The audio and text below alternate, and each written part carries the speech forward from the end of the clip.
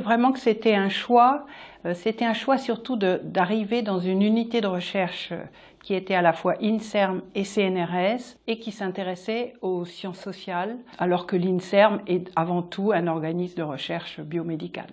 Quand vous écrivez un projet de recherche pour l'INSERM ou que vous participez à la création d'une unité INSERM, vous rentrez dans un monde où la culture scientifique est quand même très différente de celle des sciences humaines et sociales. Et du coup, vous vous dites, il va falloir jouer un peu le rôle de traducteur. Donc il faut finalement expliquer, voire prouver qu'on peut leur apporter quelque chose. Et moi, je dirais que mon premier souvenir, c'est vraiment d'avoir fait un travail de conviction, d'essayer de convaincre pourquoi on venait, pourquoi on était intéressé à venir et qu'est-ce qu'on pouvait faire avec eux.